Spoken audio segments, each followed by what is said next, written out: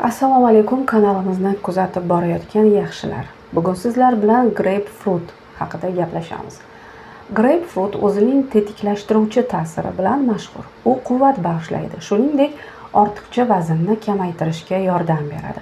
Grapefruit doimo yashil daraxtda, subtropiklarda o'sadigan sitrus. Meva apelsinga o'xshaydi, ammo yirikroq va qizilroq bo'ladi. Uni uzum mevasi ham deyishadi, chunki mevalar shingil bo'lib o'sadi. Grapefruit pomelo va apelsinning chatishmasi sifatida Hindistonda paydo bo'lgan deyishadi.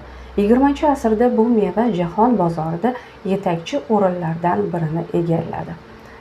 Grapefruitning qanday foydali jihatlari bor? Grapefruit mevalarga boy meva sanaladi. Vitaminlarga boy meva sanaladi. Uning tarkibida A, C, D va B guruhi vitaminlari, shuningdek, minerallardan kaliy, magniy, kalsiy, fosfor va boshqalar bor. Etida kletchatka, po'chog'ida esa efir moylari mavjud. Grapefruit ko'p parhezlarda tilga olinadi. U tarkibidagi moddalar almashinuvini tezlashtiradigan moddalar hisobiga vaznni kamaytirishga yordam beradi. Bu esa ortiqcha kaloriyalarni tezroq yo'q qilishga imkon yaratadi. Meva etida xolesterinni parchalab, qondagi qand darajasini pasaytiradigan moddalar mavjud. Bu qandli diabet, yuqori qon bosimi va aterosklerozdan aziyat chekadigan odamlarga foydalidir. Oshqozon shirasining kislotasi past bo'lganda ham grapefruit yordam beradi. Tarkibidagi kislota tufayli hazm qilish yaxshilanib, taom so'rilishi yengillashadi. Bu sitrus meva organizmni mustahkamlashda yaxshi vosita. Grapefruitning hatto hidi ham po'chog'idagi yoqimli efir moylari bosh og'rig'i va asabiylikni kamaytirishga qodir. Kuz-qish mavsumida grapefruit iste'moli avitaminozdan qutulishga va immunitetni saqlashga yordam beradi. Xo'p, foydali jihatlarini bilib oldik. Zararli tomonlari qanday? Har qanday sitrus meva singari grapefruit boshqa mevalardan ko'proq allergik reaksiya chaqiradi. Shuning uchun uni taomnomaga asta-sekin kiritish, 3 yoshgacha bo'lgan bolalarga esa bermaslik kerak. Grapefruitni tez-tez va shu bilan bir paytda dori iste'mol qilganda dorilarning ta'siri kuchayishi yoki aksincha pasayishi mumkin. Shuning uchun shifokor bilan bu meva va dorilarning uyg'unligi haqida maslahatlashib olgan yaxshi.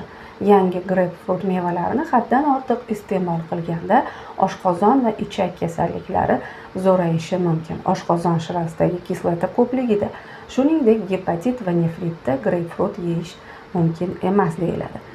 Tibbiyotda qanday ishlatiladi? Grapefruitning eng mashhur xususiyatlaridan biri vazn kamaytirishga yordam berishi.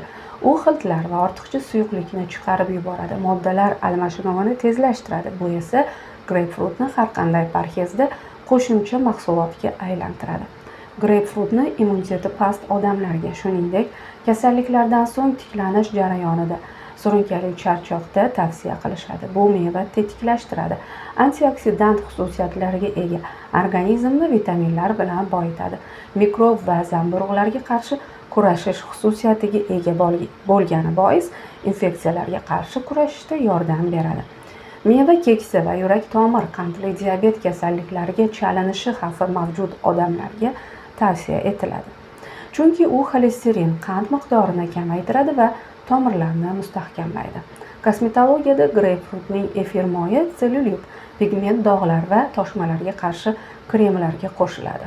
Buning uchun meva sharbatidan ham foydalanish mumkin, lekin yallig'langan teriga emas. Moy, shuningdek, tinchlantiruvchi ta'sir ko'rsatadi. Shuning uchun aromaterapiyada qo'llanadi. Grapefruit asosan ishlov berilmasdan ishlatiladi. Salatlar, kokteyllarga qo'shiladi, sharbati siqib olinadi. Shuningdek, mevani toblashadi, qovurishadi va murabbo, sukatlar tayyorlashadi. Po'chog'idan efir moylari olinadi. Xo'sh, uni qancha miqdorda yeyish mumkin? Shifokorlar bir kunda bittadan ko'p grapefruit yemaslikni tavsiya qilishadi. Hatto bitta mevani ham bitta o'tirishda yemasdan bo'lib yeyishni maslahat berishadi. Chunki shirin mevani ko'p miqdorda yeb, yoqimsiz oqibatlarga duch kelishingiz mumkin.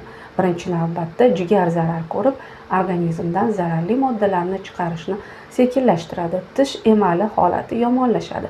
Og'iz shilliq qavatida achishish paydo bo'ladi. Oshqozon ichak traktida muammolar yuzaga kelishi hech gap emas. Bunga sabab shuki, greypfrut tarkibida kislota ko'p. Greypfrutning eti rangi har xil navlari bor. Mevaning rangi sarg'ish, oq, pushti va qizil bo'lishi mumkin. Ularning bir-biridan farqi shuki, qizil etli greypfrut boshqalaridan shirinroq bo'ladi. Etining rangi qancha to'q bo'lsa, meva shunchalik shirindir.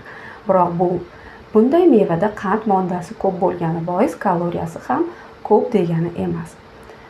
Greypfrutni qanday tanlash va saqlash kerak? Tanlashda mevaning tashqi ko'rinishiga e'tibor berish lozim. Sariq po'chog'idagi qizil dog'lar yoki yonining qizilligi uning yetilganidan darak beradi. O'ti yumshoq yoki burishgan meva ko'p turib qolgan yoki achishni boshlagan bo'ladi. Yaxshi mevadan sitrusning o'tkir hidi keladi. Greypfrutni sovutgichda 10 kungacha xaltada yoki qog'ozda saqlash mumkin. Po'chog'i tozalangan meva tez ayniydi va quriydi. Shuning uchun po'chog'i tozalangan mevani darrov yeb yuborgan ma'qul. Greypfrutning yangi siqilgan sharbatini sovutgichda 2 kungacha saqlash mumkin. Quritilgan po'stlog'idan tayyorlangan ziravorni qopqog'i zich yopiladigan shisha idishda 1 yilgacha saqlasa bo'ladi. Salomat bo'ling.